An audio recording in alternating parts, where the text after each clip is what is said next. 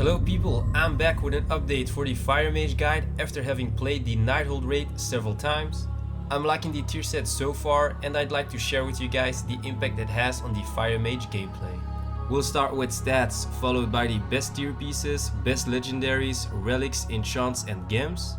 And as always, the talents and which are best for Mythic Plus and rating. When looking at other Fire Mage guides, including my own one, there seems to be some misunderstandings and misinformation. The reason is very straightforward. As the guides were being uploaded, people were getting more gear from the Nighthold raid, trying out different talents for specific fights, and as a direct result, most Fire Mage guides got outdated pretty fast. Before we do get into this video, I want to state that I'm not the best player. I also make mistakes and my gear isn't super optimized yet. This is because I'm also busy trying to get out guides for both Frost and Arcane. With the way that Legion works right now, it has definitely not been easy. A quick heads up for you guys, I'm not a big fan of simming, and that's simply because simming doesn't take into account for you moving, doing boss mechanics and so on. So let's jump into our stat priority. Intellect, crit, mastery or haste depending on the fight, then versatility. I'm aware that a lot of Nighthold gear has versatility as a secondary stat. Don't worry about it since it's just a flat damage increase. Haste is gonna be better than mastery on pure single target fights, like for example Trilliax and Crosis. More mastery is gonna be better as it boosts our ignite damage on heavy AoE fights like Scorpion or Spellblade. Basically, our approach is gonna be mastery for more cleave damage and haste for those pure single target fights, which are very rare in the Nighthold raid. Best tier pieces and legendaries. The Fire 2 set bonus is very good as it gives enhanced pyrotechnics an additional 20% crit chance from each application. For the people that wanna play with the 2 set, the legs and back are gonna be best in slot. The 4 set bonus isn't spectacular. Our hot streak has a 10% chance to also grant you 20% haste for 10 seconds. To complete the 4 set, I'm going with the hands, legs and back. The last piece is free of choice as the stats on the remaining 3 pieces aren't that good. Nevertheless, fire does get a good damage increase from equipping the 4 set. Best legendaries for single target is still gonna be Marquee Bindings of the Sunken combined with the Shard of the Exodar. I know that with the loss of Ice Flows, Hardcasting Pyro isn't as appealing anymore, but using Shimmer and knowing the fight will help out a lot and it still makes the risk viable. The Dragonfire Head combined with Shard of the Exodar are especially good for those AoE heavy fights. Corelon's Burning Touch and Pyretic's Ignition Cloth are also really good legendaries. I'm afraid that all the other fire legendaries are pure stat sticks. This brings us to Relics, Enchants and Gems. Always take the relic which increases your weapon's item level, as your item level is gonna be the most important. Followed by your relic order is gonna be Ignite Relic, followed by increased Pyro and Fire damage, and then last but not least, reducing the cast time on your fireball. Enchants didn't change too much. There is still an ongoing discussion about Mark of the Hidden Sod tier still being the best.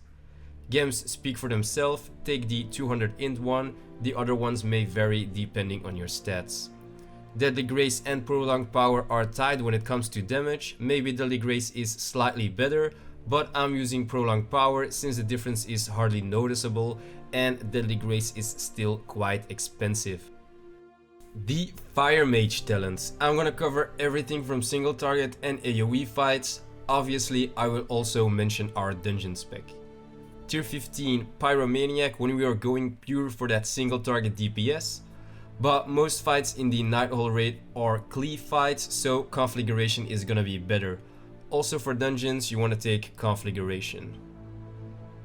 Second tier, you want to take Shimmer all the time. Tier 45, the awful topic where some uncertainties occur.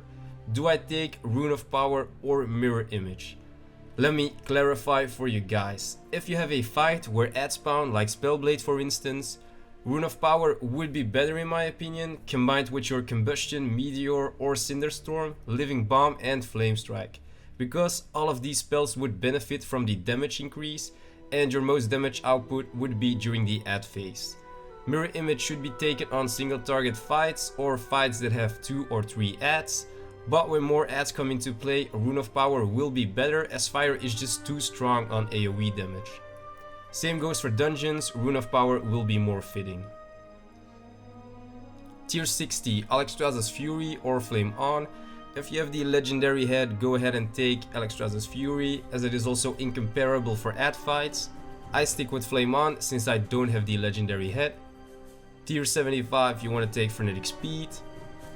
Tier 90, Living Bomb and Unstable Magic. You can play around with Flame Patch, but the first two are in my opinion the most viable. Living Bomb for ad fights, Unstable Magic for single target or small cleave fights.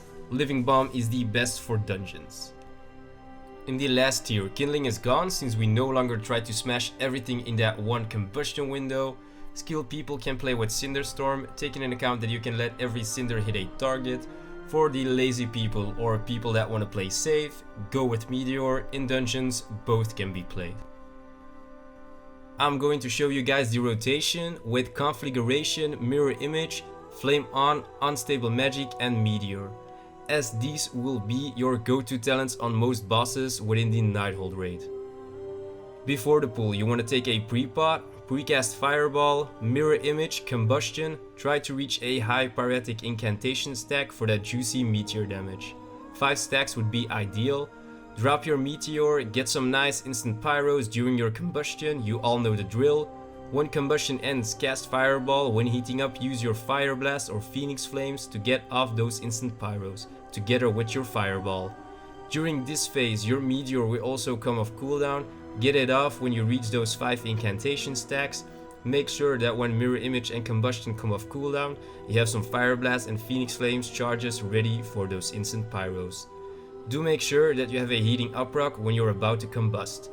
That's it. After that it's easy, it's just rinse and repeat. That's gonna be it for this video, guys. Do give this one a thumbs up if you liked it. Don't forget to comment, like and subscribe, as it is always much appreciated.